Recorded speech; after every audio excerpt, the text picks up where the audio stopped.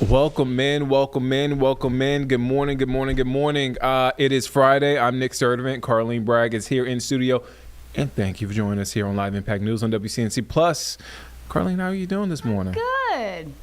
It's Friday. I'm dragging a little bit. You're dragging it's Friday.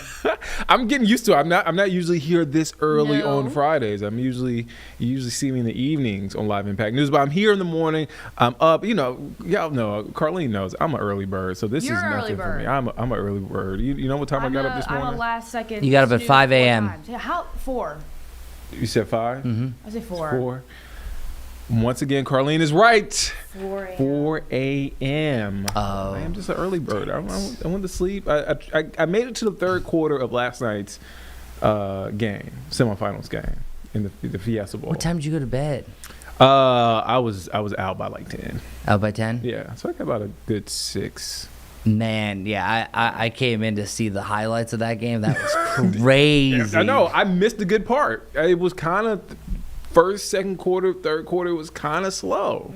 Fourth quarter is where it picked up. It wasn't even fourth quarter. It was like the last 7 minutes. Well, the last 7 minutes, yeah. The last 7 minutes of the fourth quarter is when it picked up, and I missed that. But the highlights, they did it justice. Well, you'll be watching the full game this Saturday. But I want to bring up a number real quick. What's the number? 3,639. That's the amount of days it's been since we've had a playoff game for an American football team from Charlotte and the Carolinas. It was back in January 24th, 2016 was our last playoff game at the bank. I did not know you were going to bring this stat. How do you feel? How does that number make you feel? Let's put the number back on the screen. It doesn't feel great. That's a big number, man. That is 10 years. Yeah, no. Well, because 10 years, you're like, whatever. But if you put it in days, you're like, oh, no. Wow. Man. Yeah. All right. So, and do you know Thank you, what? Chris. This is also a big deal because this is the longest streak that we're ever going to have for the rest of the Panthers franchise, at least in our lifetime. I'm calling it. They're never going to do this again. 10-year streak of Yeah, anything? yeah. Well, during the Cam Newton years, it was a except for his rookie year. I mean, we made the playoffs pretty much every year. I mean, I think we missed it the 2016-17 season after the Super Bowl hangover. But we've been pretty consistent in the playoffs. Here's the thing, we've been a pretty spoiled franchise. 2 Super Bowls in 30 years. A handful of NFC Championship games, divisional round games for a team that's only 30 years old. I want to put it in perspective. There's franchises that are worse off, The Cowboys, like the Jets. the Jets. Yeah. I mean, I'm only snickering because you're talking about like franchises, and I was just like, oh man, I don't know. oh, you talking about a spoiled franchise? Talking about spoiled, I was like, yeah, The Patriots. yeah. How do you but feel? How do you feel? I feel good. It's been. Well, can we get some days translation? Last time y'all made the. I'm not saying this to make fun of you guys. It's in the thousands. Yeah, I mean, thousands of days. Yeah, no. Well, It's been what 6 years? let's focus on the Panthers here. No, but let me see. It's been 6 years, right? 20. Let me see. I'm trying to think because I was on a bachelorette party in Key West when I thought you were about to watched. say you were on the show I The watched Mac Jones get spanked by the Bills. I'm trying to think. I think that was That was a playoff game. that was a playoff game. We barely made it. It was 2022. 2022. Oh, okay. So Yeah, and then before that, it was like a 3-year hiatus. But we did make we were at the playoffs. Not at home though. You guys are a Super Bowl favorite. It's incredible. Yeah, There is a chance. How do you feel about that? I feel amazing. Okay, so you don't feel like it's jinxing? No. This is the deal. No matter what, so many people have been writing off our boy Drake May for the longest time. Charlotte's own Drake Yeah. May, 704, stand up. I'm saying like Charlotte should have made some different moves. They could have had him, but no, he's been incredible, and I think it's really great. Is because starting off the season, I looked at it. We had a 0.1% chance to win our division. Is what they put us under, and for us to actually be the number 2. And we were talking about this. The only reason why the Denver Broncos have this over us is because it was the 4th tiebreaker for record versus similar opponents. Week 1 we lost to the Raiders, but this is the Panthers' time right now. We don't have to talk about how great the Patriots are. I just like to do a temperature check. I do. No, because I'm feeling really good, but the problem is I'm too confident because I do not think that we're going to lose to the Chargers. So I could be a different sourpuss come Monday, but I think that we got at least week 1. I think we got the first one. I might have to call in on Monday. Are you here Monday? Oh, yeah, I'm here Monday. I might have to call in. and see how Chris is Carlene, doing. text me when Chris Mulcahy I gets will. in the studio. Okay. You'll be up, so. And I just want to kind of give my feet. Well, either way. I'll get you on the phone on here. Yeah. I'll call in. I'm gonna call in. I'm not here, but Okay. I'll call in. No, and hopefully it's a temperature check for both of us because the Panthers have shown they can do it. It's just you don't know what week they're going to do it. So, and it was versus this team too that Bryce Young had probably his best game of his career. Oh yeah, I mean he was throwing guys open. And Chris Mulcahy, I've been seeing this clip circulating a lot on social media. The last time the Panthers played the Rams in the playoffs, it was in 2004. Oh, and we wow. actually had to travel to the then St. Louis Rams. Wow. Mark Bolger was their quarterback. Marshall Faulk was their running back. Torrey Holt was their starting wide receiver. Man, Torrey Holt. And Ricky Pro was one of our wide receivers. He used to play for the Rams, won a Super Bowl with the Rams. I say all that to say we won in overtime. I slant to Steve Smith to the house. We won, go to the NFC Championship game. And we went to the Super Bowl that year. Yes, you did. I forget who you lost to, but You do, don't you? I bet he does. that was before I was a Charlotte and Carolina Panther fan. Now this is what it is. Like Panthers are right up there. They're my NFC team. So they're always going to be. I always want them to Oh, win. I thought you meant your NFC favorite. No, okay. no. NFC team. Hey, dude, well, do you know what? Like, that's the greatest thing I think about this playoffs is that truly anyone can win. Anybody can win. Yeah, because it's not the usual ones. You're like, oh, it's going to be the Chiefs. The Chiefs. The Eagles are the only repeat to win their division. And the Eagles even look a little shaky. Like they're having some problems on the Mm-hmm. offensive side of the ball. That's sort of been a theme since last year outside of the Super Bowl Mm-hmm. game where Jalen Hurts lit it up. But, yeah, I don't know. It's so unpredictable. I love the parity in the NFL. The same parity that we get in college football, we're getting in the NFL. And so I agree. like it. I like that we're going to have a new champion this year. Well, It's maybe refreshing. possibly. Possibly. Eagles could. There's I'm guessing I'm giving the Eagles no shot to win the Super Bowl. Yeah, that's the only one. But think about the Rams won not too long ago, a few years ago. The Eagles, of course, won last I year. forget about that Rams Super Bowl win. Yeah, It was so just. yeah, that's disappointing. Like Joe Burrow just needed some sort of alignment, and then they would have won the game. But I was rooting for Joe Burrow. yeah, yeah, me too. Yeah, Cincinnati fan at home. Mm-hmm. Yep. Nope. So married into that one, and since I moved here, I love just seeing the Panthers' success. And I don't know. Well, I ask you, based on seeds, what do you think is going to be one upset that you could see? Like, what lower seed do you think will be an upper seed? I'm a visual learner. I'm gonna go Bills over the Jaguars. You're more confident in my Bills than I am. No, I have a feeling it's either going to be a hard-fought battle till the very end, or we're going to get blown out. No, it's going to be. I just don't know what Bills are going to show up. It's the You know same what I thing. mean? And that's the thing. Like, you have the Panthers, you have the Bills, you have the Eagles, you have a lot of teams that kind of limped into the looking playoffs. Right. So When they're hot, they're really hot. When they're not, they're really not. I'm looking at it right now. Upset. My upset from the NFC. The Packers beat the Bears. oh, I could see that. Is Love back? Is Jordan Love back? He is back. Okay, that's a big deal. And then on the AFC side of things, I hate to do this to you, Chris. I knew you were gonna Chargers. say it. Dude, everyone's doing I that. hate to do that to you, man. Well, that's also the other thing. Oh Is, no, I'm sorry. I take that back. Pittsburgh beats Houston. Okay. That's okay. Okay. I think that nobody's talking about. I think they think Houston's going to blow out Pittsburgh. That's true. But I don't doubt Aaron Rodgers. Well, because that's interesting. If you look at the sports books, it's always saying, like, what's Vegas thinking? They have the Bills actually favored to win barely away. And I believe they have the Texans favored to beat the Pittsburgh Steelers Yeah. barely.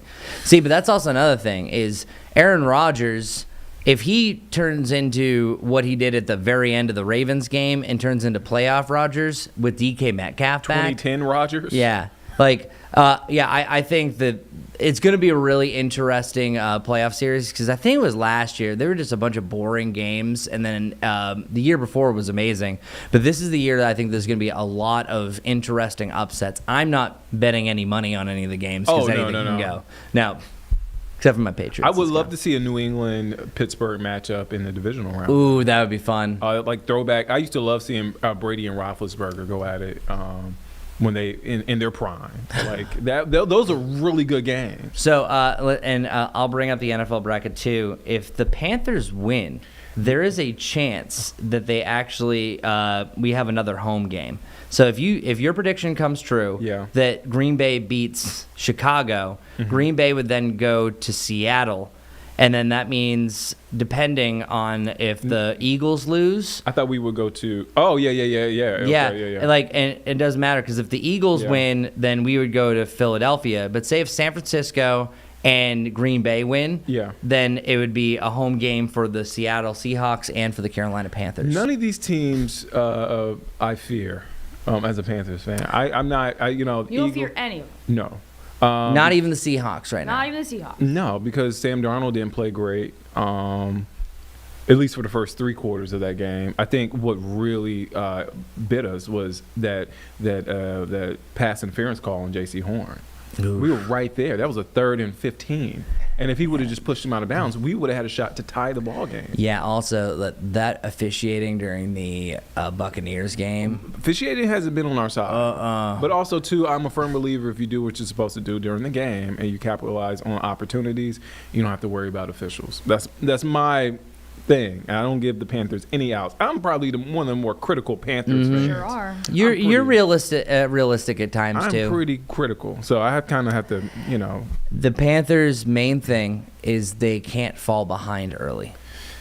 If it turns out to be 14-0 Rams, I'm gonna say it's over early because I feel like I'm only saying this is because there is still one thing. Bryce has come a long way, but the Panthers, most of the time their losses, they get flustered.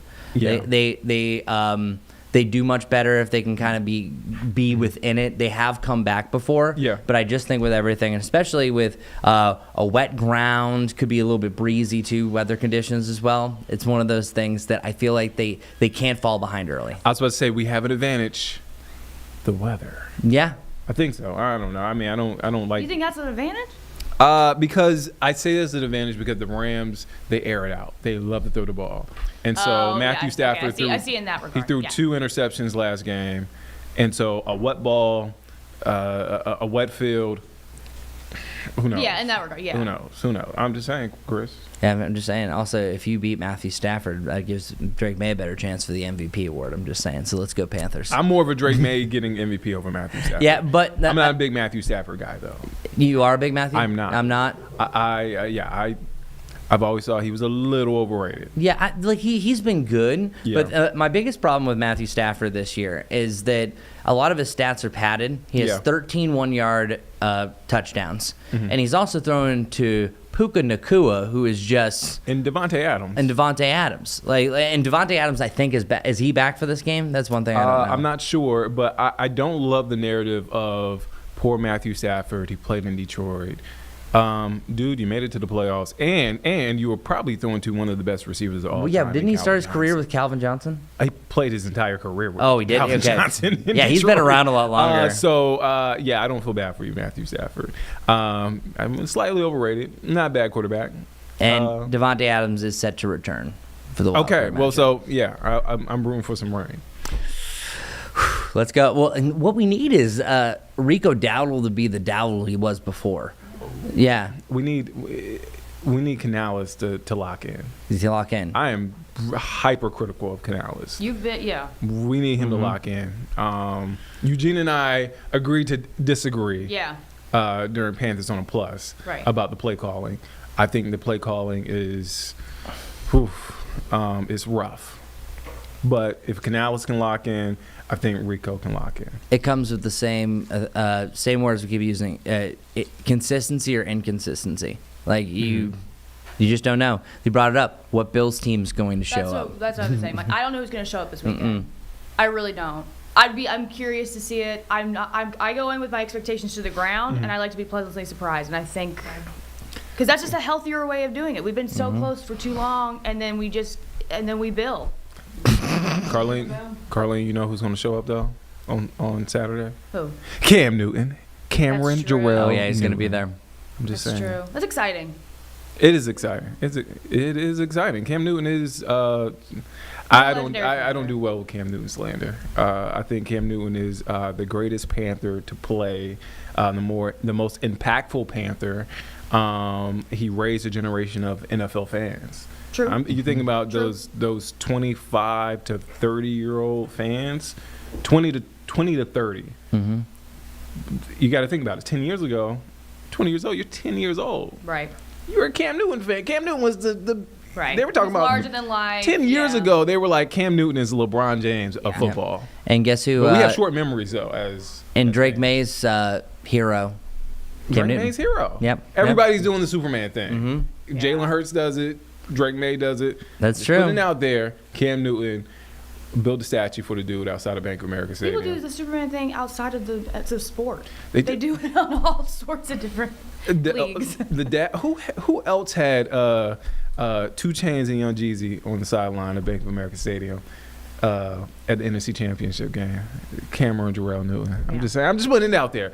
But we can get to the forecast. I don't want to go on and on about Cam. I can if you want me to, but No, he can. I was right. Well, first off, I didn't know his middle name. Like that's where you really just pulled out. All right, let's bring up Here you go, graphics. Chris. Perfect segue. Here it is.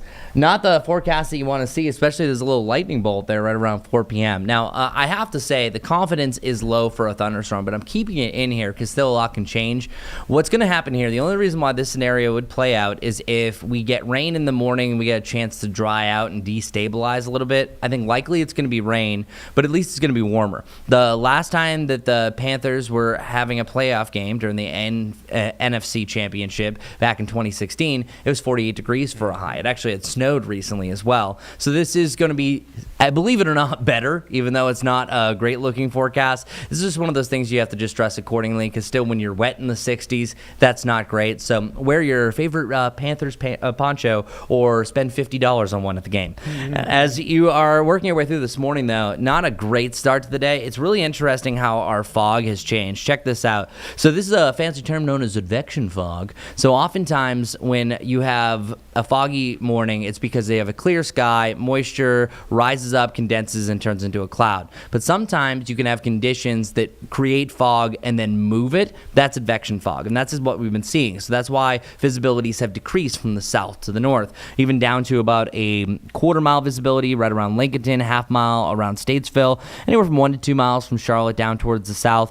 This is going to improve as we continue through the course of this morning, but what's been really interesting, what's happening right here. This activity, this branch, especially down towards the south, this is now the 5th tornado warning I've seen in the last 3-4 hours or so, and this is all in Mississippi. I'm not saying this is going to happen here, but this is showing that there is a potential that we could have some spin-up activity, a little bit of vorticity, as it's called, allowing for maybe an embedded tornado within the line. I think if we have any severe thunderstorm warnings, there's a good chance that might say what's called a tornado tag, meaning a tornado would be a possibility. But honestly, wind is wind. Wind gusts up to 60 miles per hour still could be equivalent to a weak EF0 tornado. So just keeping that in mind. I think most likely it's just going to be wet, maybe a little stormy with some on and off thunder and lightning. But the reason why we're seeing this scenario is, number one, we have a warm front that passed. So that's just cranking up Mother Nature's thermostat, keeping it unstable. You have, number two, this front that drifts its way to the north. But then it's this secondary system with this low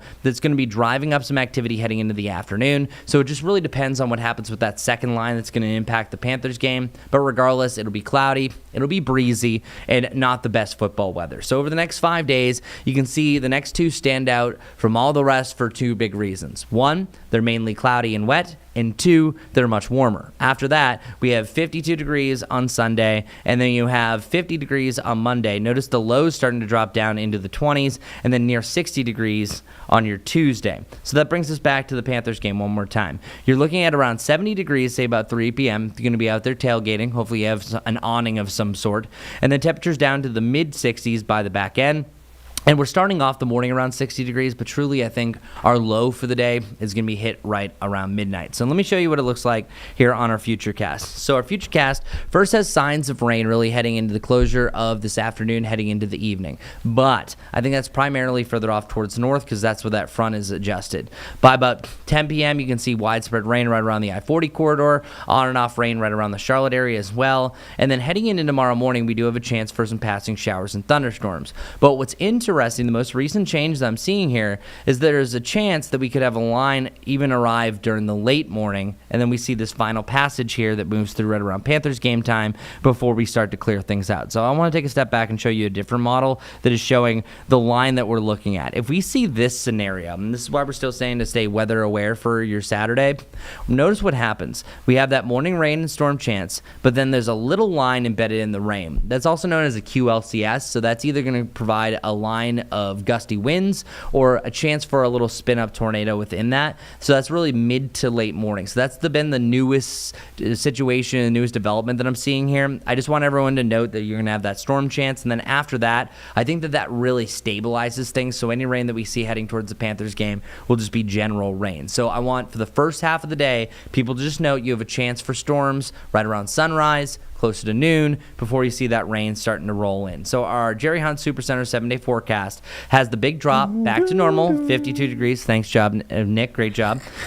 We have a little bit of comeback to around 60 degrees on Tuesday and Wednesday, but then notice what takes over, the 40s. Another front is going to chill us down to highs in the 40s and lows mainly below freezing, where over the next 10 days, we have now 5 to 6 days that are freezing or below. So it's been a nice little trend. It's been wonderful seeing the 60s, even some of the 70s. Just letting you know that was a facade. That usually isn't the norm for January. We're just kind of making up for lost, chillier times going forward, but at least we have the sunshine most of those days.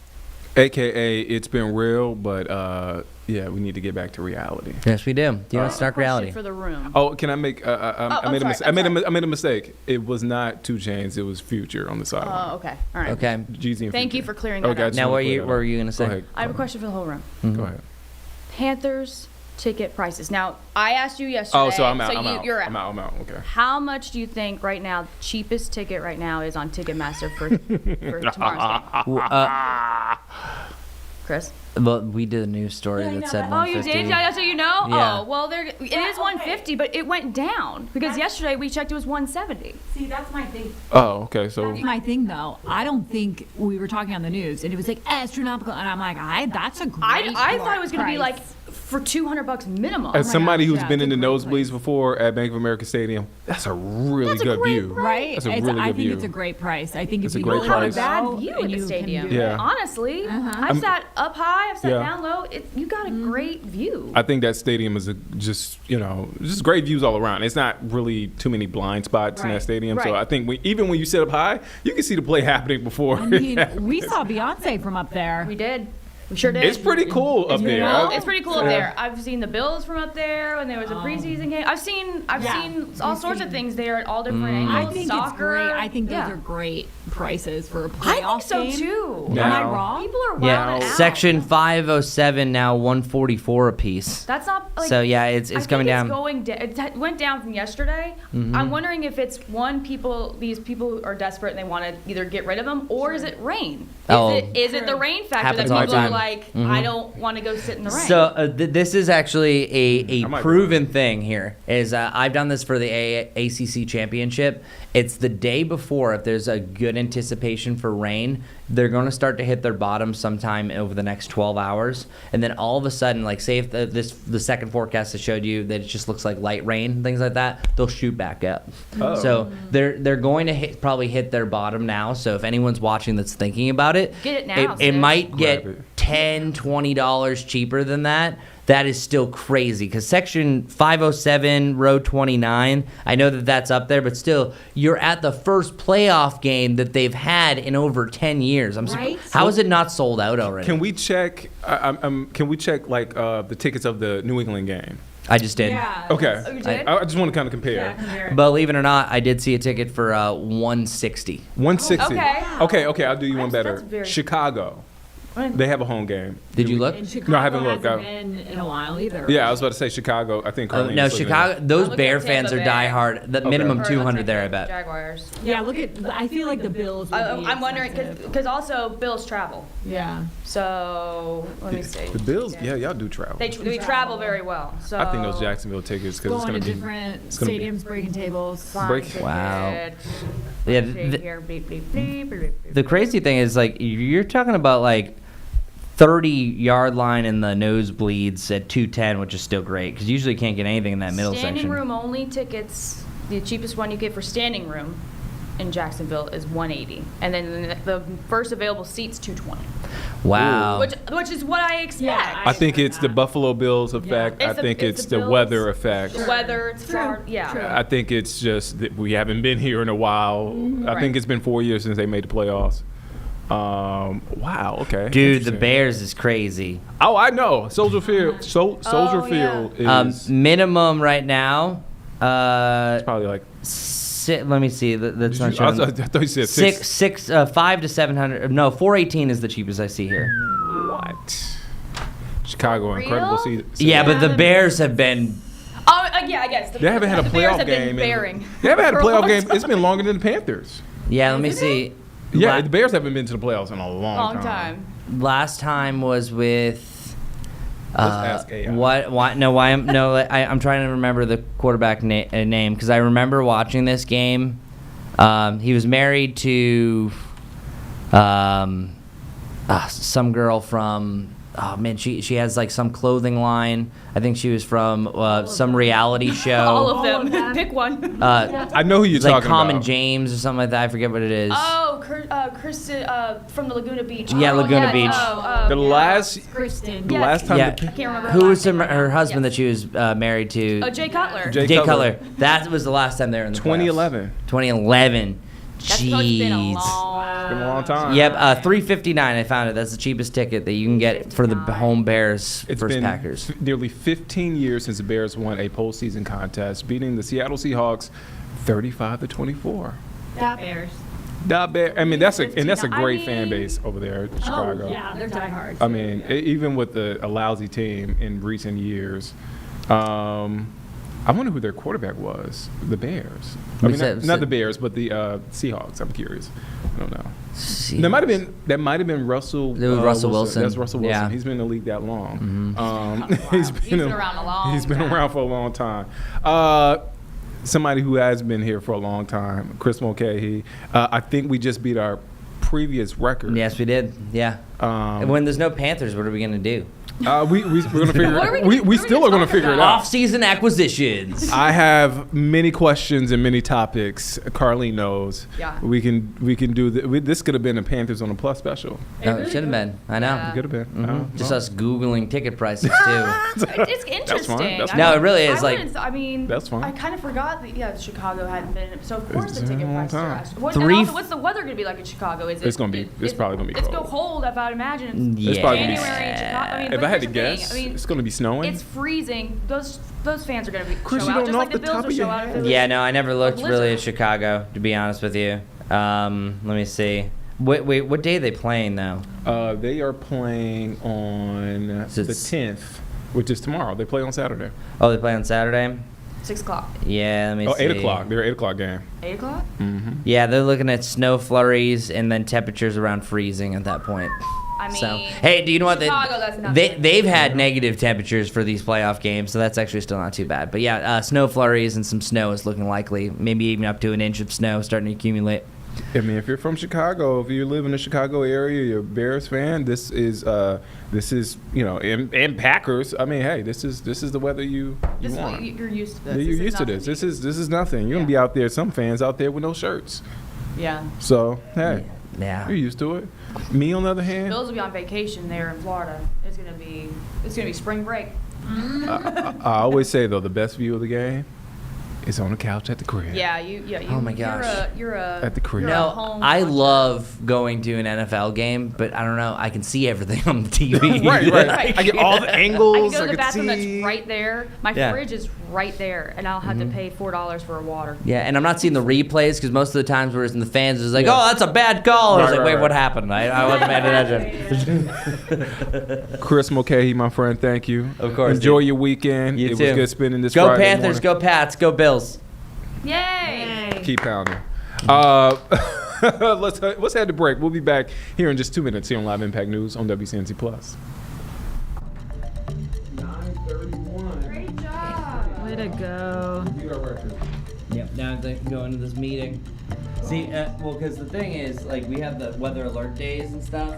Brad, I haven't been here all week, and Brad didn't have it, so I didn't do it. I'm just like, Brad didn't have it. I was like, hasn't made the decision yet, right?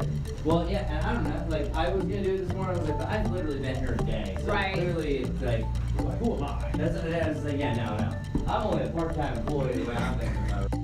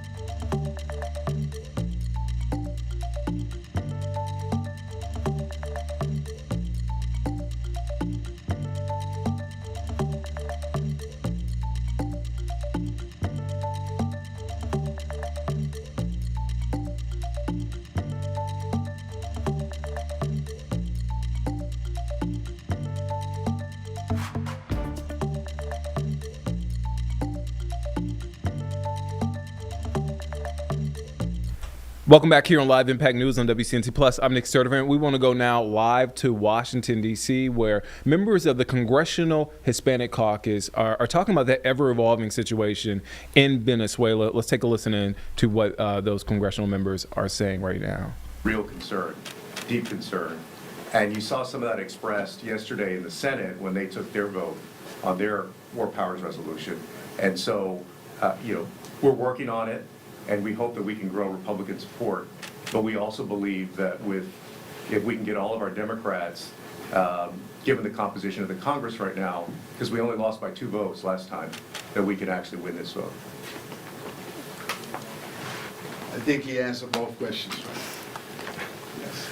I had a question, not quite on foreign policy, but more related to domestic defense. In light of what's happened in Minneapolis, does the CHC believe that there should be restrictions added into the DHS funding bill when that comes up? We're certainly concerned not just with the practices of ICE, the fact that many ICE agents conduct their enforcement activities masked. And when you're masked, you have no name, you're anonymous. And so this is troubling to us, that law enforcement, in this case ICE, knocks on someone's door while they're masked and their identity is anonymous. We feel that this is a practice that not only is troubling, but that it will also contribute to a growing distrust between law enforcement in general and our population. You don't see our local police departments act in that fashion. And so we're concerned about that. We're also concerned about sensitive locations, which means that ICE agents could raid a church, a synagogue, a temple, that ICE agents could conduct aggressive activities around a schoolyard. We're concerned about that as a practice. In fact, the past administration had the body camera pilot project for Border Patrol, which protects not just civilians, but the law enforcement themselves from any false accusation. Everything will be recorded. Any interaction between law enforcement and the public will be recorded by a body camera. And so these are some of the reforms that we propose and we advocate for regarding ICE. But this last rash of violent behavior that led to the vile killing of a woman, a 37-year-old woman in Minnesota, and others across the country is totally unacceptable. I was of the belief that perhaps we could reform ICE. Now I am of the belief that it has to be dismantled as an entity. It is part of its sort of like culture. This unaccounted for violence is part of its culture. And so we must dismantle it and build it from the ground up again. I don't know if my colleagues want to weigh in any of them. Any other questions? Otra pregunta? Going once, going twice? Thank you. Thank you so much. Gracias.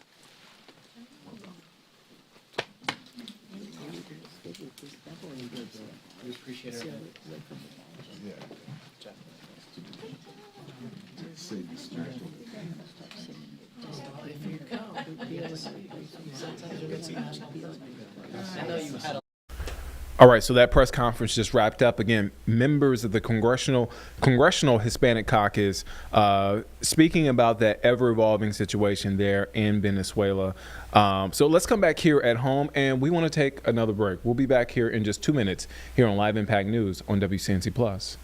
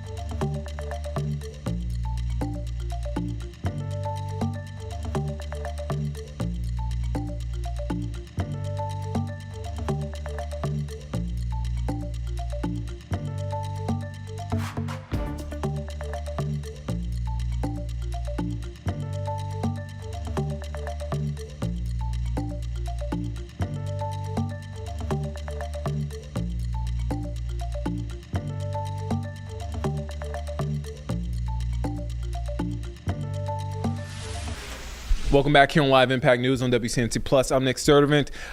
It is a big weekend here in Charlotte because the Panthers are hosting their first home game, playoff home game in 3,639 days. If you want to know how long that is, it's roughly 10 years, about 10 years since the Panthers hosted a playoff game, home playoff game, I should say. And make sure you stick with us because, man, we've been breaking it down all week. Extended coverage, and it continues. It continues, folks. Tonight, 9 p.m., Panthers on the Plus. Also, don't miss our pregame show, Saturday, 2:30 to 3:30, right before kickoff. Nick Carboni, Danielle Stein, Logan Campbell. Also, our guy, Jeff Goldman. He's going to be back here in studio. Great stuff. Excitement throughout the city. I'm still on the hunt for my NFC South Divisional Championship shirt. I will get that because You missed out. You were talking about it. I missed out. And I'm a bite now online. your size is gone. I'm Yeah. gonna do it online. I'm gonna get it online. You'll find it I online. wanted to get it in person but I'll get it online. I'll be patient because we're still gonna be the NFC South champions, win, lose, or draw. That's true.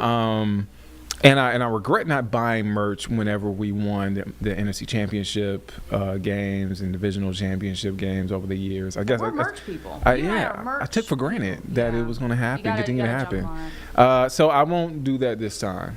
But in the meantime, great discussion last night. Myself, Carlene, Eugene, Robinson. We're talking about the Panthers, and we were hyped. We were hyped. Of course. We had a lot of Should energy. One, because Cam Newton is coming back to the bank. Yeah.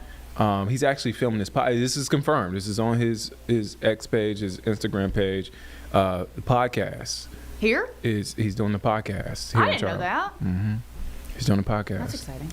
So Cam Newton's going to be here, and he's going to be bang the drum. I said what I need to say about Cam Newton. But yeah, it's just going to be the atmosphere here in Charlotte. Just seeing the fans, seeing the jerseys, and it's a big game. Yeah. I'm excited. I'm trying not to get too hyped right now. It's too early. I don't know if you guys have had your morning coffee yet, but if you didn't, you might want to have it right now because we're going to toss it to the Eugene spin. is coffee. You know what I mean? Yeah, you're right. Let's take a listen to Panthers on the Plus. Myself, Eugene Bragg, and Carlene. Eugene Bragg. We're family now. Me and Eugene and Megan, we're all family. Hey, listen. I love Eugene. I think he I would love he to can be a his Bragg. friend. Nick Bragg, Join the Eugene team. Bragg, Carlene Bragg, Megan Colleen Bragg. Bragg. It's a lot of Everybody. I'm surrounded by Braggs right now. So I mean, Yeah. can you blame me for saying the wrong name? Nick Sturdivant, Carlene Bragg, That's me. Eugene Robinson. There you go. Let's take a listen in.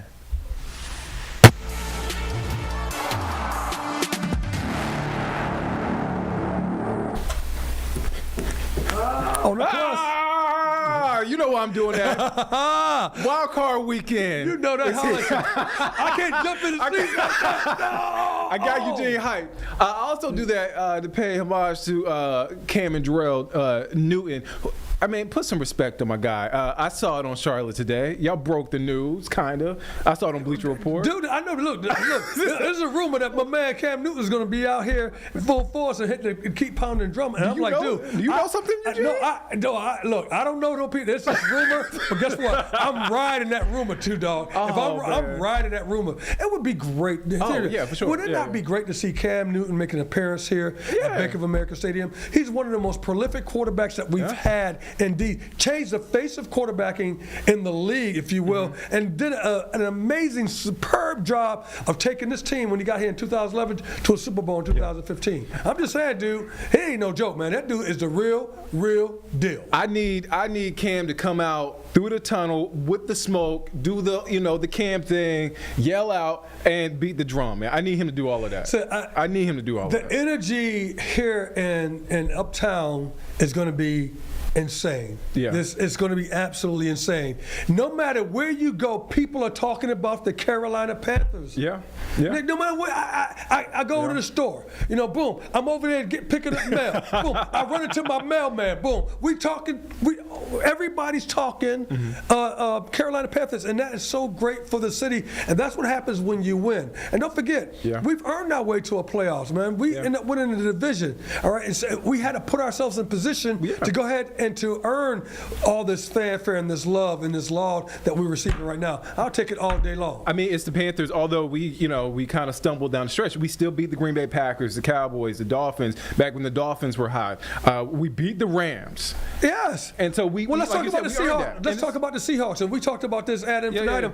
The Seahawks, 17-10, fourth period, 8 minutes to go, third down and 20. We're on defense, and there's a penalty that is one of the most.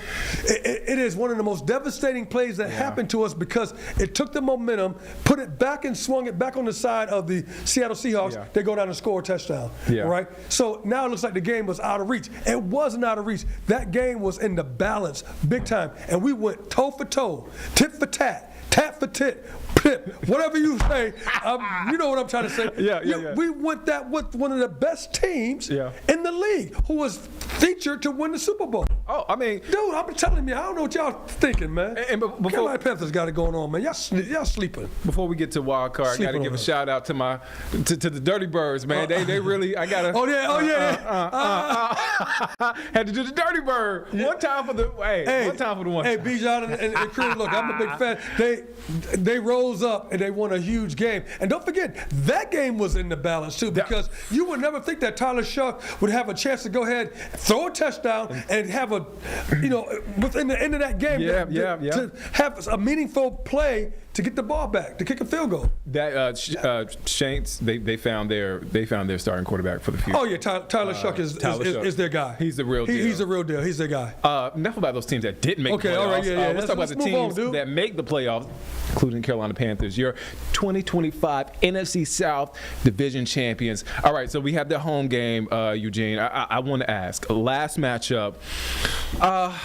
Look, I want to read off some stats because I got some stats. I did some research. Okay, I did here my we go. research from time to time. Chuba Hubbard ran it for 17 times for 83 yards. Yep. That was kind of his comeback game. comeback game. Rico Dowdle, 54 yards. Bryce, 23 yards and some big scrambles. We got to get back to that because we've lost that as far as the running game. We have. I don't know if you know. No, but absolutely. We've lost that. We got to get back to that. We've lost that because teams have been getting into an 8-man front and saying, we're going to stop your run. How do you stop a run typically in an 8-man front is that I can take away every gap. I can split and take away every gap and make the running back have to make decisions in the backfield where he's not going to the line of scrimmage because there's a guy in his gap. And so from that standpoint, when you go 8-man front, what do you have to do? You have to either do some screens, you have to do some play actions to alleviate that pressure, to loosen it up, to get you back into a much more of a 7-man, 6-man front. That's what you want to go ahead and do. But teams are saying, hey, they know that our running game is dangerous, the rushing game is dangerous, so they're going to put everybody up in the box and say, hey, Bryce, we don't think you can beat us. We don't think you can beat us. You can't beat us. I think Bryce is capable of beating a team because he did it already. He threw guys open. Yes. And I think one thing that we learned about Bryce, he excels when he extends the play. He's a very nifty guy outside. I didn't expect that from Bryce. I think we're sleeping on his skill level because I'm telling you, the fact that he can run the rock, he can run the ball extremely well, but he chooses to sit back there and do exactly what Russell Wilson will do. Yeah. Sit back there, survey before he has to get out of Dodge, right? That's what Bryce kind of reminds me of, that little patience, and he's looking to throw the ball and beat you with his arm. But make no mistake about it, that dude can run the rock, dude. Yeah. That dude is one of he's one of the secret weapons because he can run the ball. And no doubt. But I'll tell you what, this game, as I look at it, you want to be able to control the offense of the Rams by not letting them on the field all day long. Yeah. Because Stafford ain't no dad. He ain't no joke. They got a running game. They got 2 running backs they can hurt you with. They got. We don't want to talk about Nakua. He got 129 catches, man. I mean, I remember last game, it was so easy for that offense to go up and down the field. And the big difference was guys like Derek Brown. That defensive line, we didn't send any blitz that game. I didn't see hardly any blitz that game. That was all those 4 guys lined up in the front. And Derek Brown with the pat down and the interception, the fumble recovery. I forgot who got the fumble. Who got the fumble recovery? It was DJ Wanham got the recovery, but Derek Brown was the instigator because he had a strip sack. How do we duplicate that? Because is that sustainable? Absolutely, it is sustainable because you've already done it. So it's not like something that's out of the ordinary. Yeah. It'd be different if I didn't do it and say like this, oh man, I wonder if we can go ahead and get to him with a 4-man rush. Yeah. Well, you've already done it. Yeah. So that means you switch up and do some games. Does that mean you mug up in the A gaps and B gaps with the linebackers, and then what you do is you pull them out? So now, even as the offensive line make their count, and there's 6-7 guys up there, and they count, and you pull 2 guys out, and now some guy doesn't have a guy, and that one guy has a one-on-one thing, and Derek Brown beats the guy. So you got all that that's kind of going on. I thought Coach Ajero did a great job of putting people up in the box and pulling them out. Yeah. Sending cats on the edge and then pulling them out. I mean, you got to be really, for this team and for that quarterback, you got to be on point because Stafford has a quarterback rating of 109. Yeah. He has so good. 65%, maybe 66% completion percentage. I want to say maybe 47 touchdowns. Only maybe 10 to 8 interceptions. It's something. And 2 were in our game. It's something. I mean, the dude's incredible. He went back in the time machine, and now he's 23 years old. The dude is incredible. Make no mistake about it.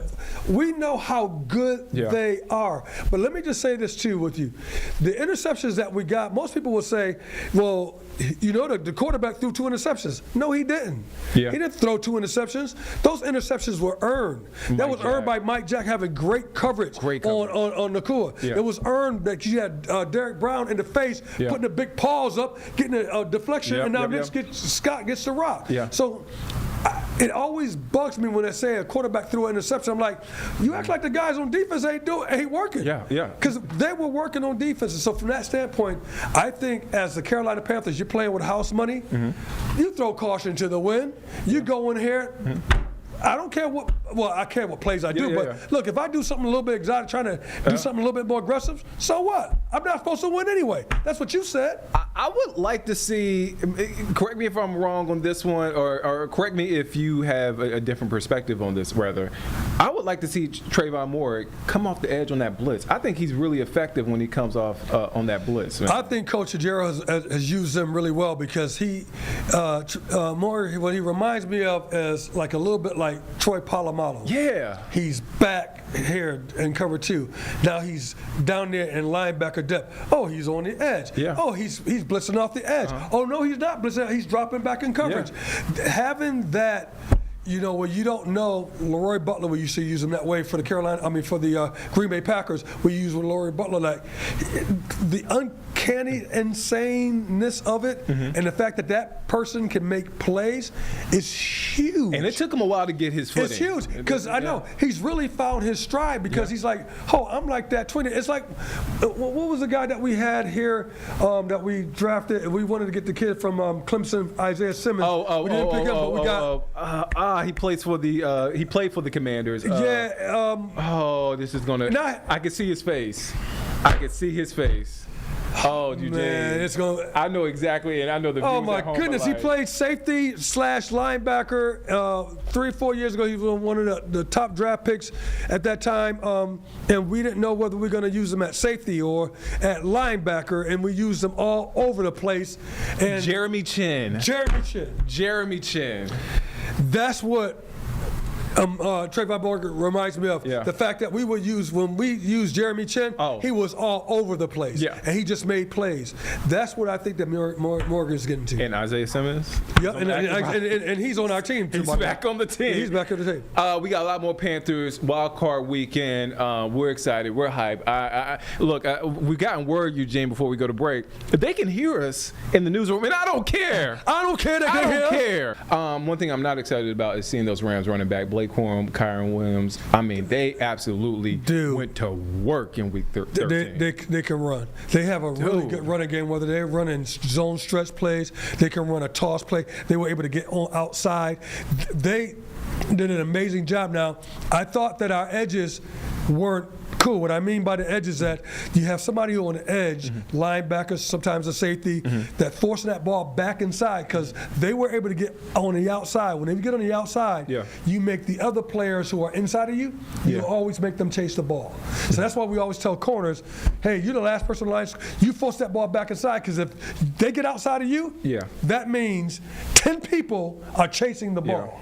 All right, so you want to make sure that you force that ball back into the middle. I didn't think we did a good job of that. No. I thought that that was one of the things that we didn't take care of was the edge control. And moving forward at this game, I bet you the edge control is going to be a thing. It's going to be a thing, and probably we drop down into a little bit of an 8-man front. It's like they had Moses on their team, and he just parted the sea, and they just ran right through it. I'm like, what's going on? And those backs are so good, capable running backs. They're really good running backs. So you give them a rock, they can take it to the house. Oh my, Either one of them, Williams or Corum, they can take it to the house. And so they have a really good running game, no doubt. But I thought that we didn't do ourselves justice because I thought that our BCR, bootleg, contain, and reverse, that edge control that you need to do to force it back into the middle, I thought that we were lacking.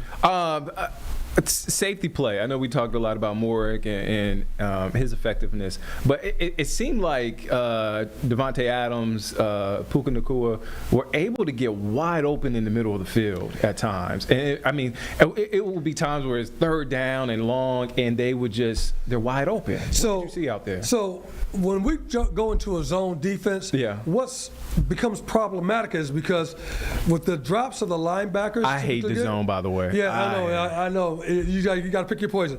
And so with the drop of the linebackers, sometimes the linebackers don't get enough depth. Okay. Roseboom, this past game against Tampa, he drops back really deep one time, picks off a deep end about 18 yards. But typically he's like 4 yards. He's not dropping that no 16 yards. He does dropping that 12 yards, 10 yards. So a lot of that zone stuff that we're talking about finding that zone is because of that space behind the linebackers. And then the other thing is, if you're in zone with Matthew Stafford, he's going to eat you up, dude.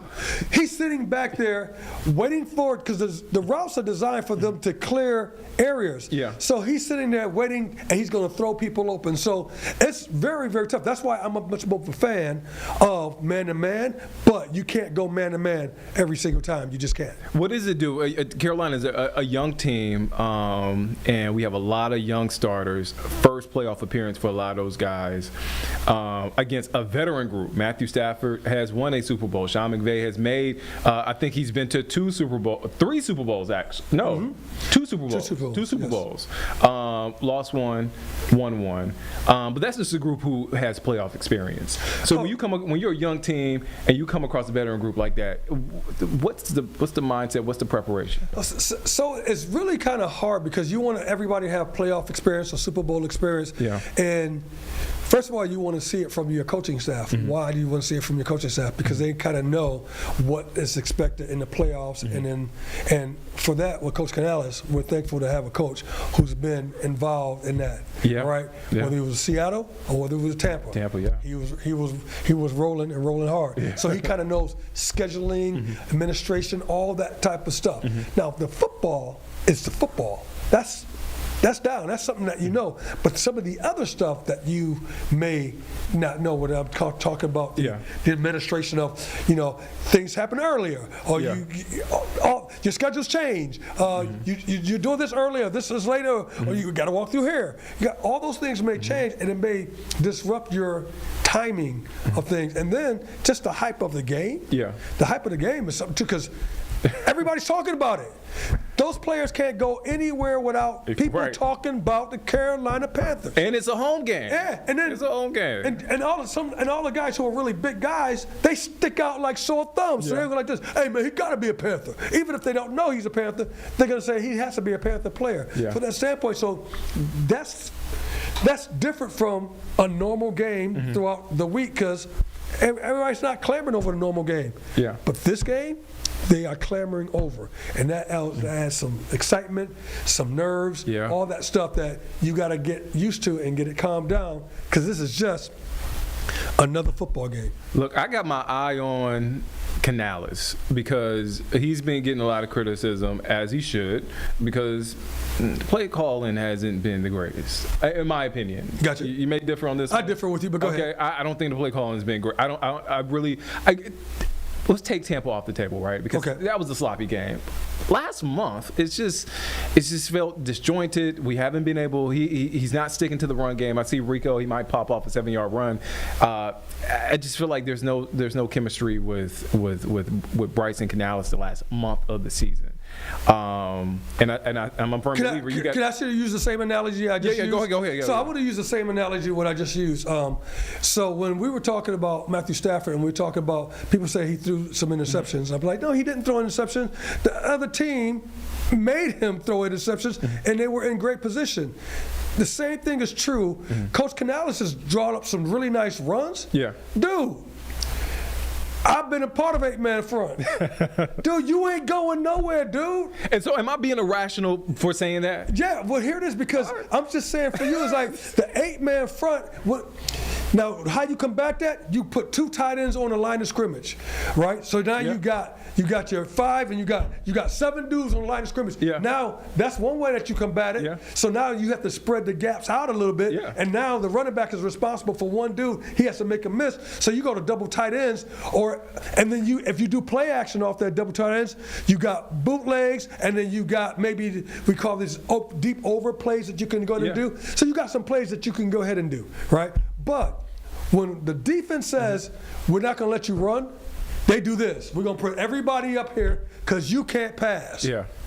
Now, Coach Canales has been a victim of, dude, they got everybody up here. Now, what they didn't do, which I would say, is when he dropped back to pass, we saw only sometimes lately 4-man rush. Yeah. So that means that I want to see 5-6 men because 4 people shouldn't be getting there collapsing the pocket. Right. Because you got another guy who can help, and plus you got a tight end who can go ahead and chip off. And so from that standpoint, I'm going, dude, well, all right, we got 4-man rush. Four people shouldn't be getting there. Yeah. That ball should be coming out, and we should have more yards in the passing game.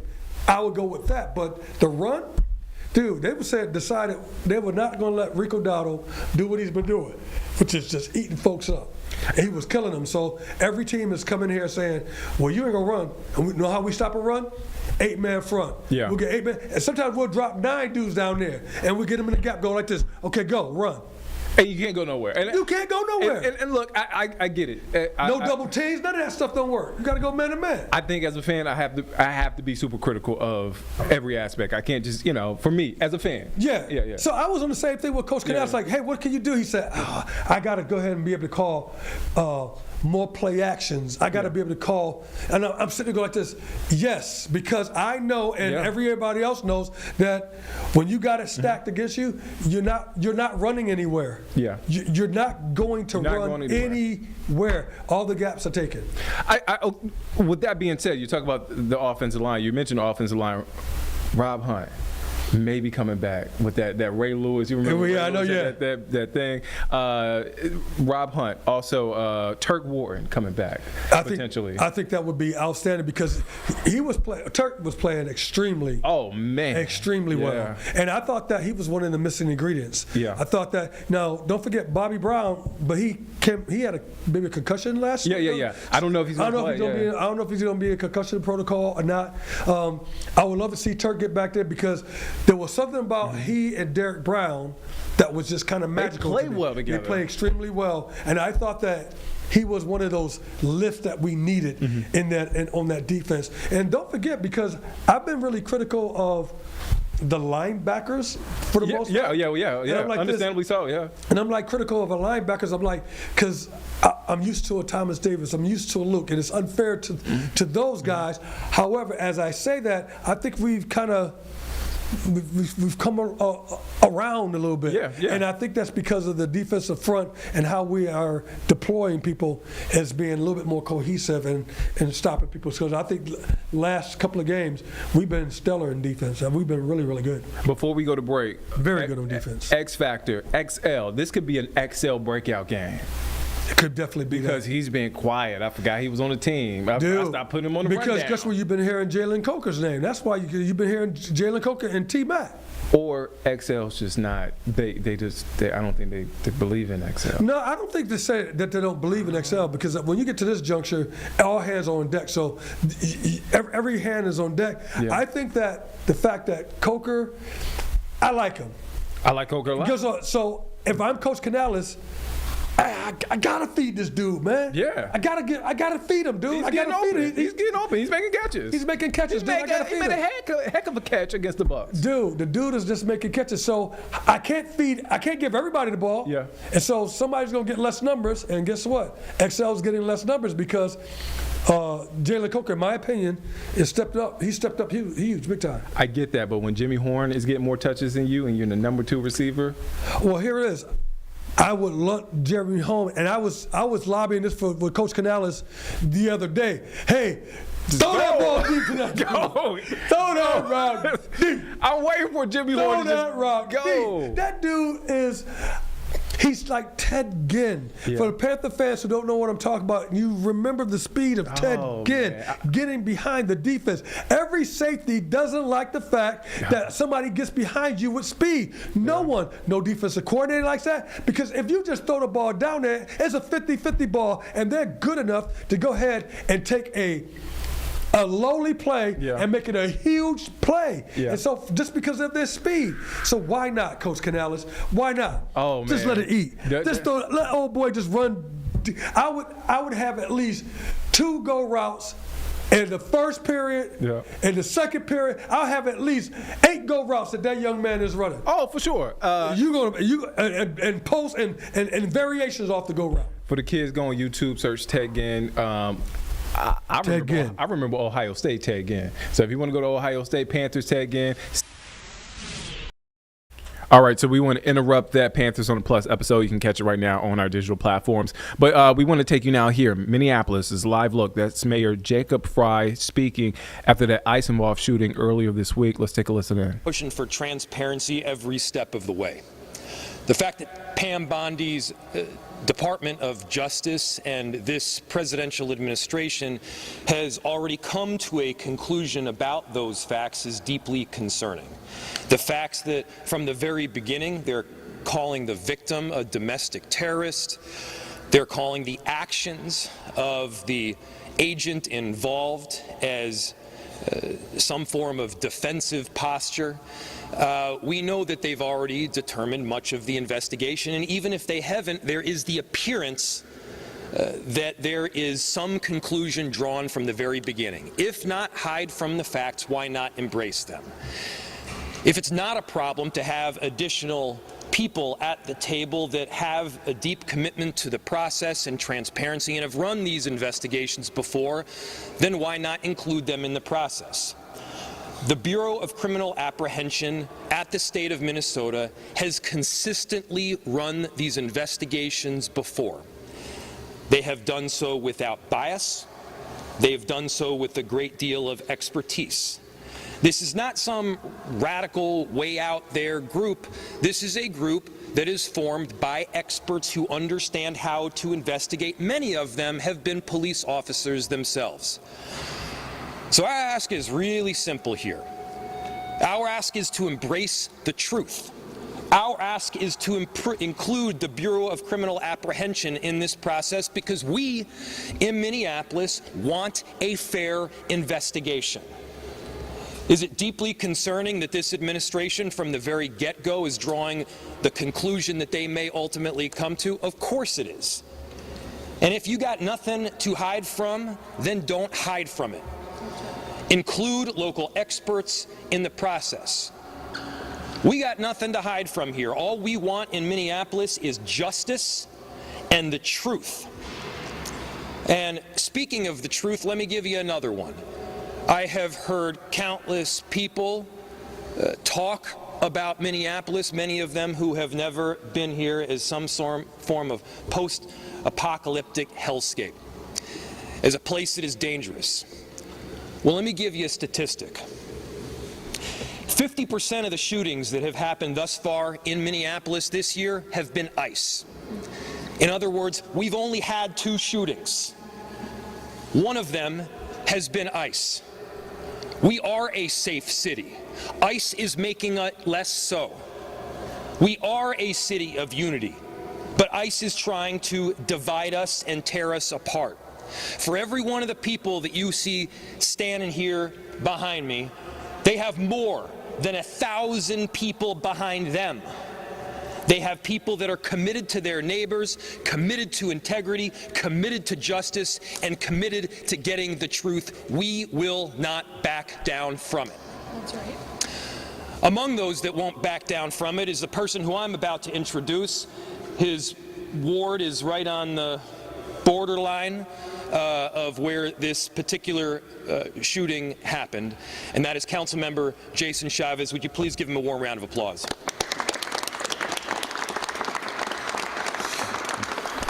Good morning. My name is Jason Chavez, and I have the privilege of representing Ward 9 on the Minneapolis City Council, where ICE murdered Renee Good.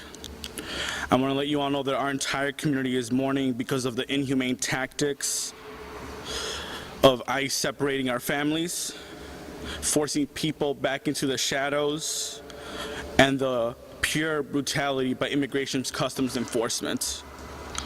The videos that we have all seen, yourself included, does not match the false narrative from the federal government. In fact, you could hear the words, "I am pulling out," moments before ICE decided to take the life of Renee Good. She was a mother, a wife, and a beloved community member, not a domestic terrorist.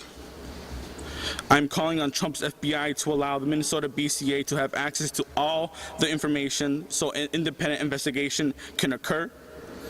It is important and critical to our community to have a sense of trust in this process by having an independent investigation to present to the county attorney so that adequate charges can be made.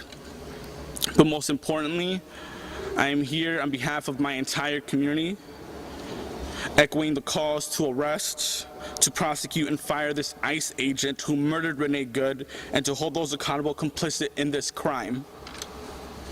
What has descended upon Minneapolis and in this state is not the American dream.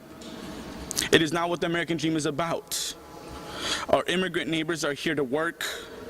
They're here to provide for their family and to achieve prosperity. Instead, what we are seeing in Minneapolis and across the state is ICE kidnapping our family, following folks driving to work and kidnapping them, following people as they're heading to school or to the daycare, picking up our immigrant neighbors from bus stops. While neighbors are struggling to afford groceries, they're picking them there as well.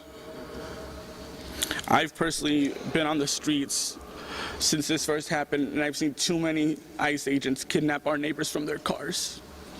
And to that, we're always going to condemn it. And as we continue to ask for justice for Renee Good, we're going to ask our community members to stay on alert. As a proud son of Mexican immigrants, I ask Minneapolis and Minnesota to rise up, to do everything in their power to defend our immigrant neighbors, to continue to observe the illegal actions by ICE, to blow your whistle when you see immigration enforcement in your neighborhood,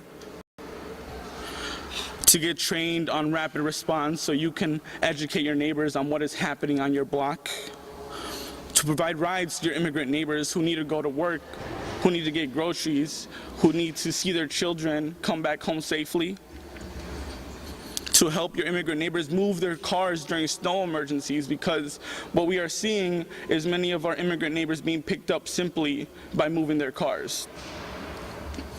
To help your neighbors take out the trash, because there are many reports of neighbors being kidnapped while they are taking their trash out. To support our immigrant-owned businesses,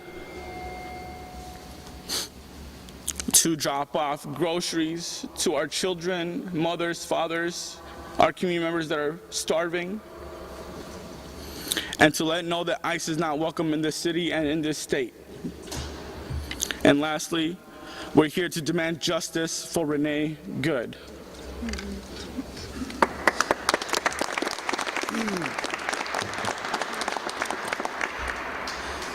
My name is Aisha Gomez. I serve as the state representative for District 62A, south side of Minneapolis, where our beloved community member was murdered this week. I'm so grateful to Councilmember Chavez for explaining this moment to us and calling on us as a community into this struggle that our neighbors are facing. With respect to the investigation into this shooting, there's really only one question in front of us. Are we going to design a process that's legitimate or not? In 2020, the state legislature created the Force Investigations Unit after the murder of George Floyd, which happened right around the corner, 7 or 8 blocks away from where Renee Good was murdered. This unit was established after a long process of looking into what are the best practices when there is an officer-involved shooting. We learned a lot about this in 2020 in Minneapolis, unfortunately. One of the things that we learned is that if you actually are interested in public safety, if you actually are interested in the legitimacy of a law enforcement force in your community, then you must be invested in accountability, in transparency, and in fair investigations when bad things happen. That's right. And so that's the question in front of us. Do we want a legitimate investigation that pulls in the professionals of the Minnesota Bureau of Criminal Apprehension who are trained to do this, who have done this over and over, who have the kind of local connections and local legitimacy that the FBI could just never have because they don't have that kind of presence here? Or are we going to have a discredited farce of an investigation? And so as a group of elected representatives who are deeply invested in the safety of our community, and thus in the legitimacy of these processes, we call on the FBI to share the evidence with the Force Investigations Unit at the BCA and have this be a legitimate and trusted investigation. Thank you.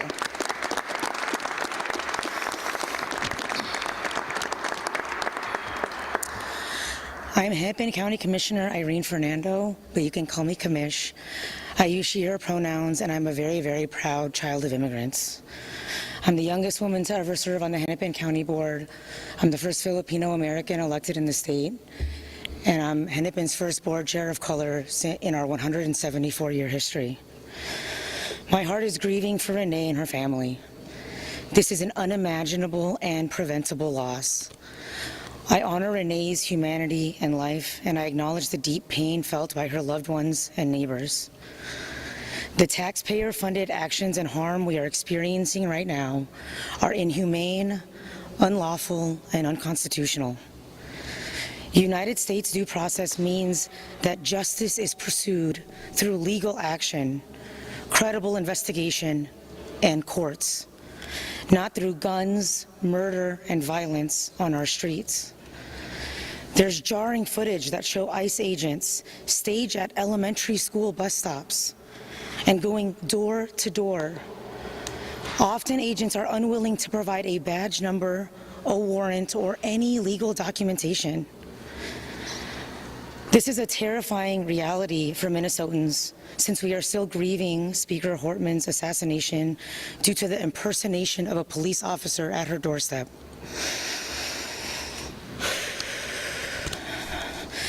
Our community has experienced the national spotlight with law enforcement shootings, which required significant change and reform on how such cases are examined, investigated, and communicated to the public.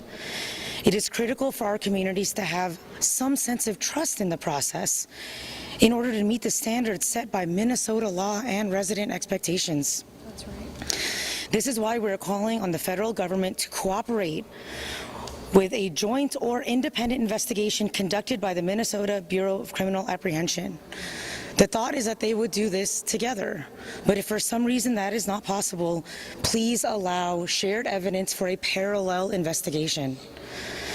The Minnesota BCA is the only nonpartisan state agency equipped to investigate robustly and effectively, in part due to their establishment of the Force Investigations Unit. They have the expertise, they are equipped, and they are ready to pursue justice on behalf of Minnesotans. Alongside their own investigation, the BCA, alongside the federal investigation, the BCA can and should conduct this parallel process, which means full access to the information, evidence, and case file. Because in Minnesota, we expect that investigations are completed by the BCA to then get reviewed by the county attorney to determine if the use of force was appropriate or not. We have a process here to review force. We have full trust in this process and in the county attorney to do the objective review needed based on the facts and Minnesota law. The idea that our federal government would not fully cooperate with the BCA in an investigation creates even more mistrust among our community members, because we know federal investigations are very rarely released to the public. Our justice system and we are here together to ask for and request full cooperation by the FBI and the U.S. Attorney's Office to provide full access to the BCA so they can conduct a thorough, complete, and independent investigation to determine if the use of force was justified or requires additional accountability. Last and certainly not least, just directly to residents, our neighbors, our friends, our family members, our coworkers, our kids. I am very, very proud of our unrelenting courage, compassionate caregiving, and a fierce resilience towards justice. It feels very hopeful and very fearful, but together we can and must resist the urge to give in to the numbness that comes from this type of attention. Because numbing our pain might also numb our shared humanity. And it is only through the collective wisdom in our bodies and ancestral storylines that we will get through to the other side of this. Together, we come from powerful, loving, and resourceful stories. Our cultures and ancestors have found ways to construct creativity from pain, joy from fear, and hope from oppression, and we will do so again today.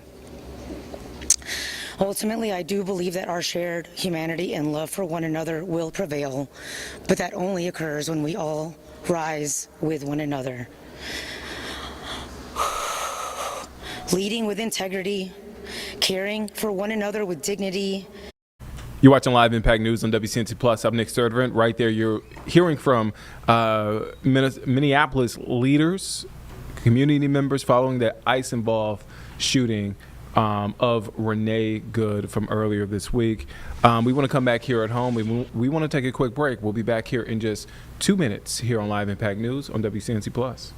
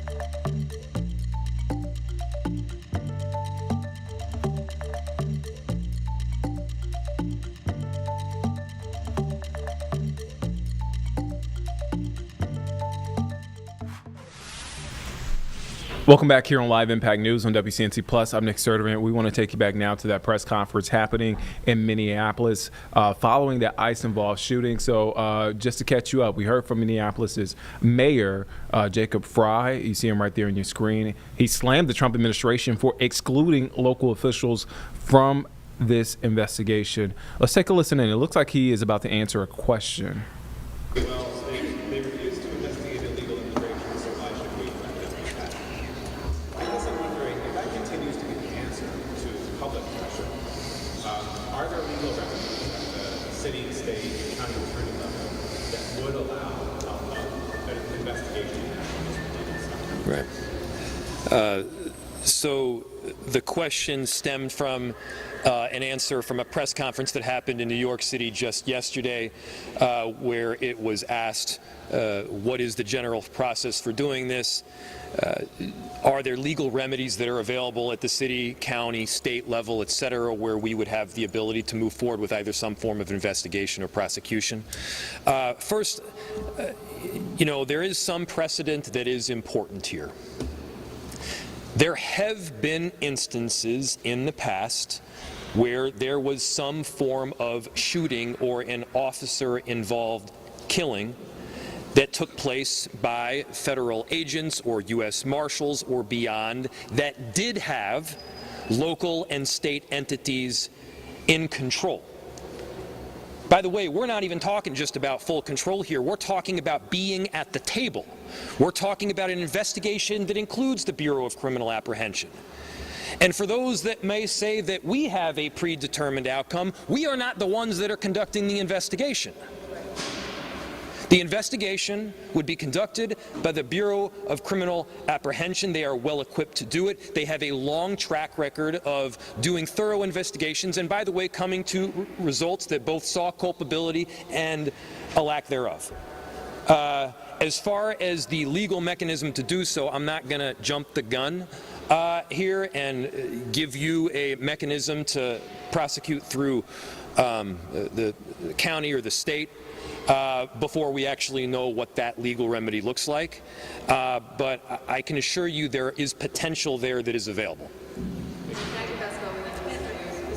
Go here and there. Talked about presumptive determinations that you feel like the administration has made. They've also been saying, kind of looking ahead to the weekend, what do you make of the administration saying ICE operations will continue, there's some border patrol agents in, they're actually doubling down? Well, I think what this does ultimately is expose the truth. What did they say when they came in here? What has this administration stated as their reason for coming into cities around the country? The reason that they've stated, safety, driving down crime. Well, let our statistics speak for the trajectory. They are clearly driving crime up. Up until last night, we hadn't had any shootings in this city other than ICE. Our city is safe. Our city is welcoming. They are making it less so. And so it is a massive issue that they continue to exert their presence in Minneapolis and beyond. By the way, it's not just our city that is feeling the impact. I know that there are a number of legislators behind me that can speak to that. This administration has also said that they're very pro-business. That's also garbage. I don't have a specific statistic other than anecdotal evidence to point to, but they have had a massive and detrimental impact on a number of corridors throughout our city, including like 80% reductions in customer base along East Lake Street and many other corridors throughout the city.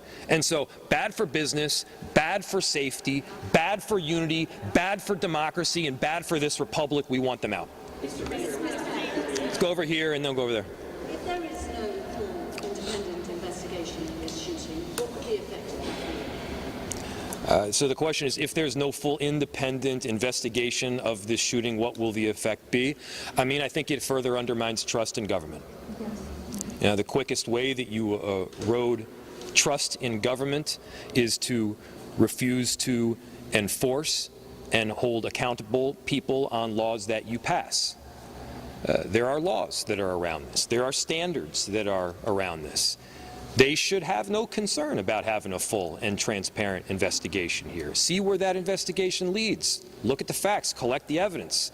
And the fact that they are for some reason concerned about having other, by the way, police involved, other law enforcement involved through the BCA, that is wildly concerning. We're not asking to be at the table in this investigation here. We do think that people that have some willingness to see things clearly are.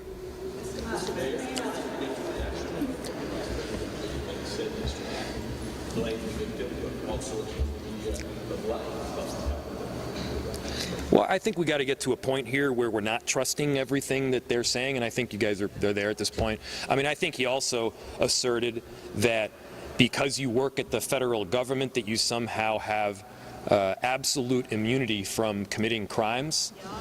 That's not true in any law school in America, whether it's Yale or Villanova or anywhere else. That's not true. If you break the law, if you do things that are outside the area of what your job responsibilities require, and this clearly seems to be at the very least, this is great. At the most, is what you heard people say back here. This is a problem and it should be investigated. Yes. A couple questions for you. First, have you heard personally anything from the Trump administration or the president himself? And also, the administration has pointed to some of your comments right after the shooting as turning up the temperature in this city. Yesterday, we did see some protests that, turned volatile at times. There was pepper spray, there was tear gas. Do you stand by your statements to telling ICE to... Yeah, they stand by their statements. Do you stand by your statements? Yes. I stand by my statements. We stand by our statements. I'll look back to what I said. What I said was it was reckless abuse of power. Yes, it was a reckless abuse of power. I said that what the narrative that the administration was pushing in the immediacy following this shooting was garbage and false and BS. It was. I stand by every one of those. And, this notion of inflammatory comments, I mean, come on, guys. I dropped an F-bomb. They killed somebody. Which one of those is more inflammatory? I'm going with the killing somebody. I'm going to do a couple more, and then I'm sure there's some other people behind me too. Yeah. Donald Trump has said that it's clear that Renee Nicole is not just trying to kill this officer, but she actually ran him over. J.D. Vance has promised this officer absolute immunity in this case. Is there any hope? Yeah, that seems, the way you put it, it's pretty grim. What you just said, and I think, to repeat for everybody, Donald Trump said that Renee ran the ICE agent over. Don't take my word for it. Don't take their word for it. Watch the video from every single angle. I mean, the ICE agent walked away with a hip injury that he might as well have gotten from closing a refrigerator door with his hips. He was not injured. I've seen worse injuries from doing that. And so give me a break. No, he was not ran over. He walked out of there with a hop in his step. And so we just got to get to the point where we're at least operating from, hey, this is like, we're looking at it on the video screen, this is what we're seeing, can we all see that it wasn't run over? And then, yeah, J.D. Vance, this concept of absolute immunity is pretty bizarre. How concerning is that, though? Very concerning. It's extremely concerning. That's why we're asking for the BCA to be part of the investigation. We have time for about 2 more questions. Does someone have a question for someone other than us?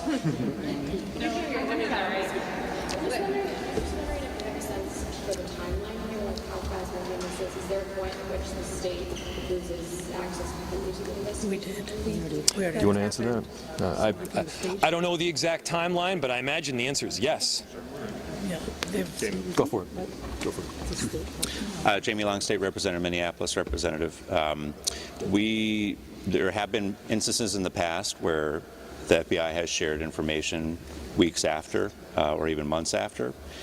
It would be much better if the Bureau of Criminal Apprehension were able to be involved right now. There is time-sensitive evidence. There are memory lapses that happen if you aren't able to interview witnesses right away. And so they were invited by the FBI to participate in the investigation jointly originally. And then for some reason they decided to walk away. We are asking for their full participation as the FBI intended originally. They were clearly told by somebody that they couldn't participate anymore.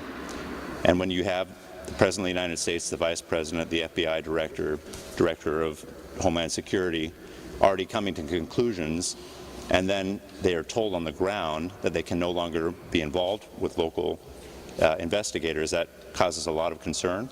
And to us, time is important, but they should be involved in the investigation at any time that they're allowed to be. We could talk a little bit about this. Have you had interaction with them since this happened? Can you describe that or talk a little bit about? So the question is whether I can talk or describe about interactions with Ms. Gooden, who she was as a person. It would be completely inappropriate for me to do so because there are other people that really knew her, and I did not. Thanks, everyone. Appreciate it. Thanks, everybody. Yeah. Okay, thank you. Nice job. Thank you. Hi, sorry. I didn't realize. All right, so that press conference there in Minneapolis, just wrapping up. We heard from Jacob Fry, other members of the community, city leaders there in Minneapolis following the ICE-involved shooting. Again, Mayor Fry calling out the Trump administration, slamming them for excluding the state from the investigation, and he wants local officials to collaborate with federal authorities in this investigation of Wednesday's shooting. He said, quote, "If you got nothing to hide from, then don't hide from it. Include local experts in the process," he said at that press conference just moments ago. All right, so we want to come back here at home, and we want to take a quick break. We'll be back here in just 2 minutes here on Live Impact News on WCNC Plus.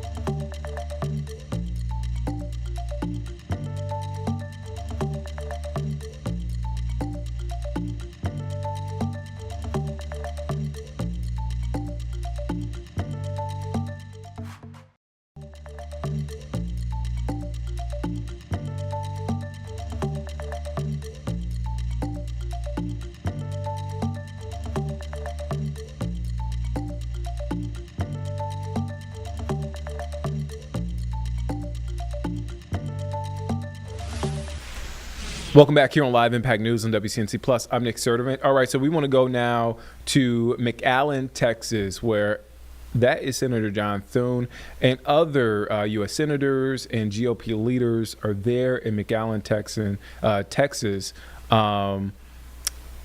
And they are visiting, basically this is the U.S.-Mexico border, to talk about national border policies there. Also, North Carolina Senate, U.S. Senate candidate Michael Whatley is there. He spoke earlier. But let's take a listen in to what's being said. It looks like Representative Thune is answering questions. Let's take a listen in.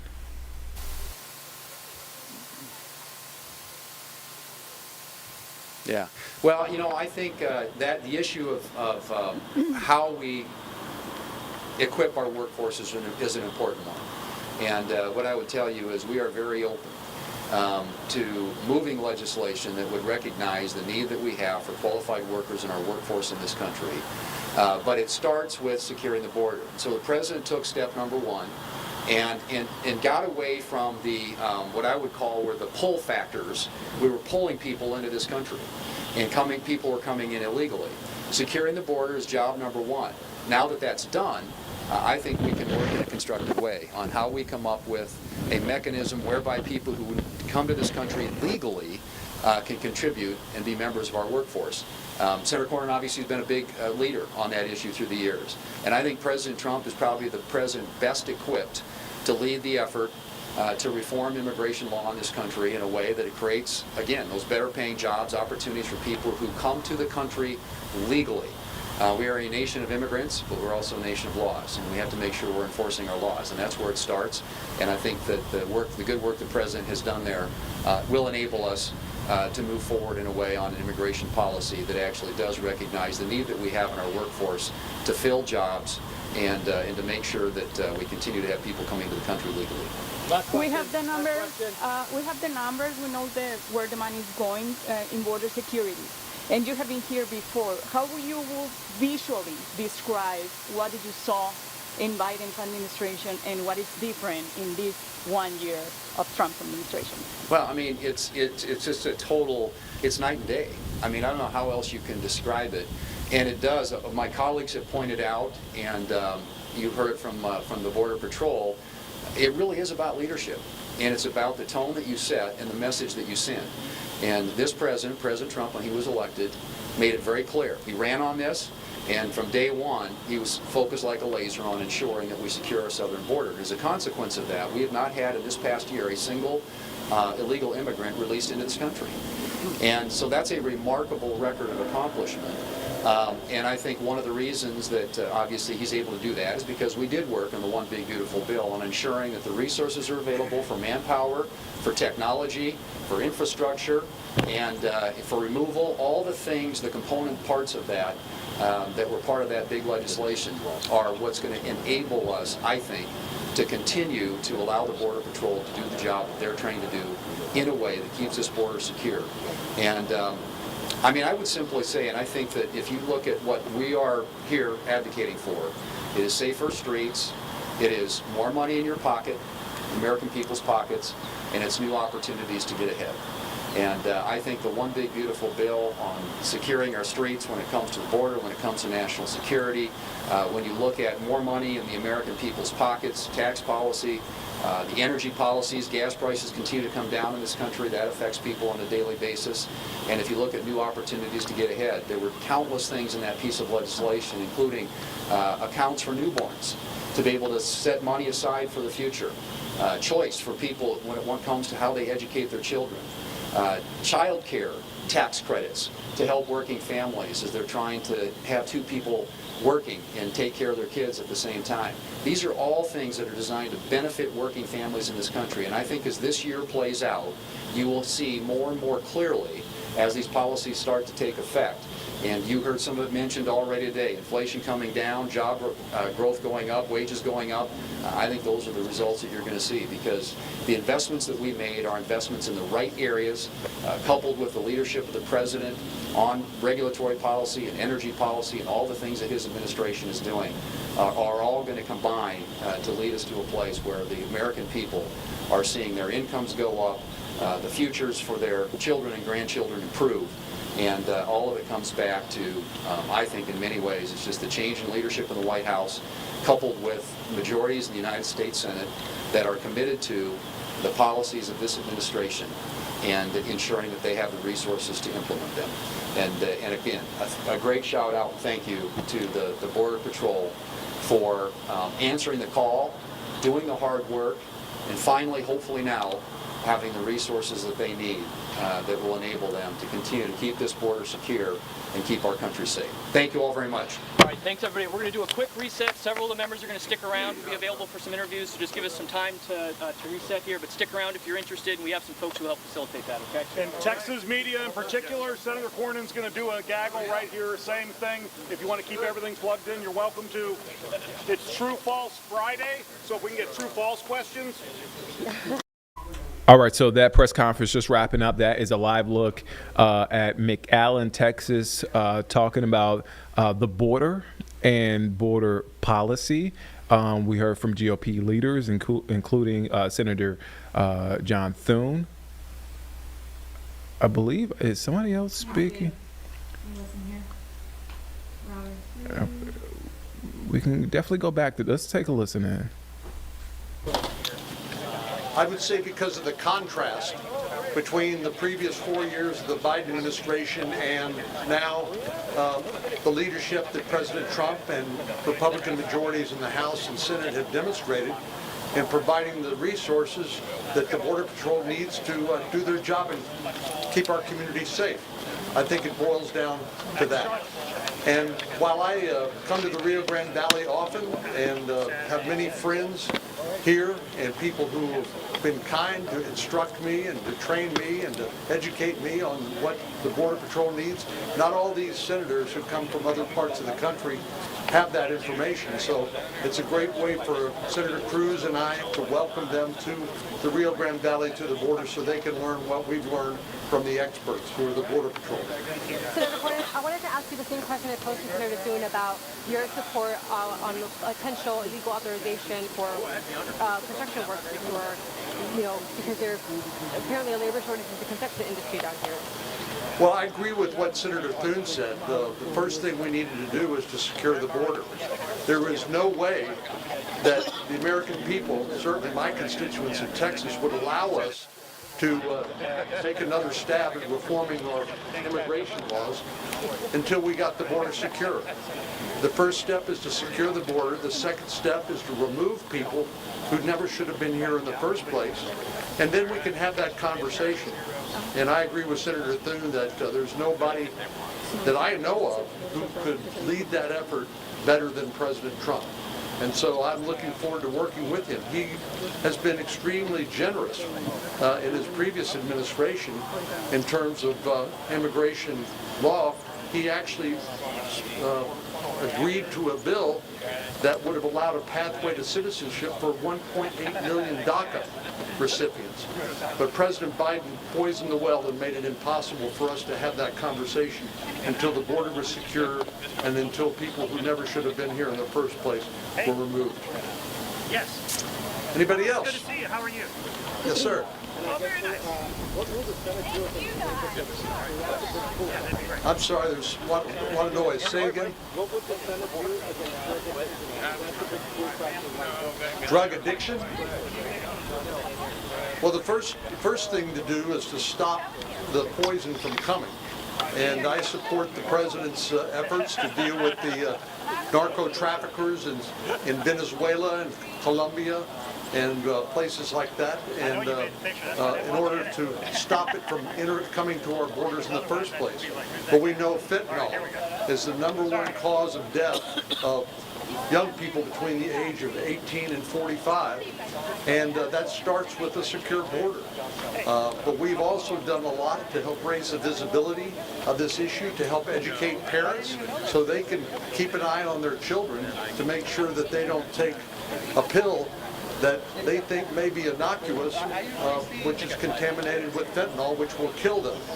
And as the DEA, the Drug Enforcement Administration, likes to remind people, one pill can kill. So it's not just a single effort, it's a range of things that we need to do in order to deal with the drug crisis in the United States. But it all starts with securing the border. Senator, if I could just ask you a follow-up question on the construction issue, just because, you know, if we're not going to necessarily address comprehensive immigration reform at this moment, what can we do in the immediate future to address the labor shortage that is impacting not just construction but other like restaurants or other services?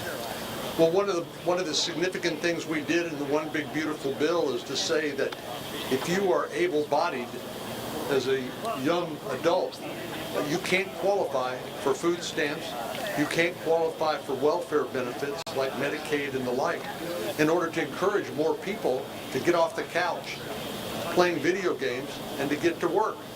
That's good for them, good for their families, good for their communities, and it's fair, more fair to the taxpayer, who shouldn't have to subsidize able-bodied individuals who collect welfare benefits, and to divert them from the people who actually need them the most and who they should go to.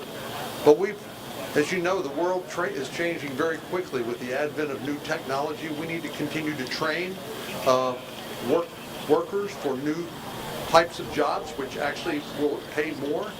And it's not just a single thing that we need to do. We need to do all this at the same time. And I agree that addressing our immigration laws is part of that, but as I've explained, we're not going to dive into the changing our immigration laws at a time when we're still in the process of removing people who shouldn't be here in the first place. Unfortunately, as I said, the well was poisoned by the Biden administration for 4 years of open borders, and it's made it impossible for us to deal with some of these issues as soon as we would like. But again, I think President Trump is somebody who is willing to listen to what our workforce needs are and to work with us, and I intend to do that. And I think he can provide the leadership in the White House, and I'll do my best, along with my colleagues in the Senate and the Congress, to try to help, because we do need to readdress our legal immigration laws. Legal immigration has been the great success of this story. It's made us, of this country, it's made us the most prosperous nation in the world. But we need to get it under control. We need to know who's coming across, what they're bringing with them, and it's a complex situation. But yes, that's something we're going to continue to work on. We have time for one last question. Yes, ma'am. Senator, quick question. What do you think about the plans on conducting land-based strikes targeting cartels in Mexico? What is your opinion? Well, I know President Trump has worked with President Sheinbaum and her administration to work to address the threat of the cartels in Mexico. Unfortunately, the cartels control much of Mexico, and obviously corruption is a huge problem there. But President Trump is using all the levers available to him, tariffs and other things, to try to get the Mexican government to do something which is really in their best interest. But there's so much money being made by these criminal organizations. It's not just in Venezuela and Colombia, it's in Mexico. It's right across the river, right over here, a few hundred yards from here.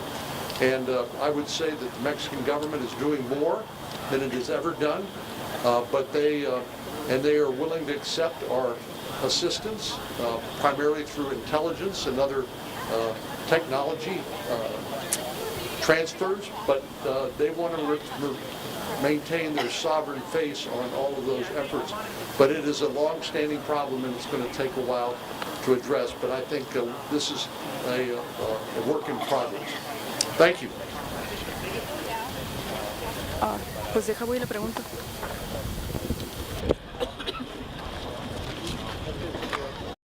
All right, so that press conference there in McAllen, Texas, with GOP leaders speaking about the border, just wrapping up there. That was Senator John Cornyn from Texas speaking and answering questions. Let's take a quick break. We'll be back here in just 2 minutes here on Live Impact News on WCNC Plus.